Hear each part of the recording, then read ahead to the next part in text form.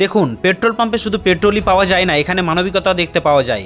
আর সালাম জানাই এই পেট্রোল পাম্পের মালিককে, যিনি নিজে কর্মচারীকে তার সীমাবদ্ধতার কারণে কাজ থেকে বের করে দেননি, বরং পুরো সিস্টেমটাই বদলে দিয়েছেন। এখানে যে কর্মচারীদের আপনি দেখতে পাচ্ছেন তারা শুনতে বা বলতে পারে না।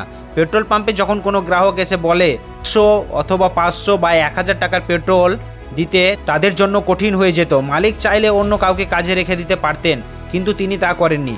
তিনি একটি চমৎকার উপায় বের করলেন। তিনি একটি চার্ট তৈরি করলেন যেখানে বিভিন্ন টাকার পরিমাণ লেখা রয়েছে, যেমন 100, 500, 1000 ইত্যাদি। এখন গ্রাহককে শুধু তার প্রয়োজনীয় টাকার পরিমাণে শুধু আঙুল রাখতে হয়, আর কর্মচারী সঙ্গে সঙ্গে বুঝে যান কত টাকার পেট্রোল দিতে হবে। অর্থাৎ সমস্যা কর্মচারীর মধ্যে ছিল না, সমস্যা ছিল সেই সিস্টেমে, যা পরিবর্তন করা সম্ভব ছিল। আর হয়তো এটাই একজন সাধারণ মালিক ও একজন ভালো মানুষের মধ্যে পার্থক্য। কারণ কাউকে দয়া নয়, বরং একটি সুযোগ দেওয়া প্রয়োজন। আর যখন সুযোগ পাওয়া যায় তখন মানুষ নিজের যোগ্যতা নিজে প্রমাণ করে দেয়। আপনিও যদি আমার এই কথার সঙ্গে একমত হন তবে কমেন্ট বক্সে অবশ্যই জানান।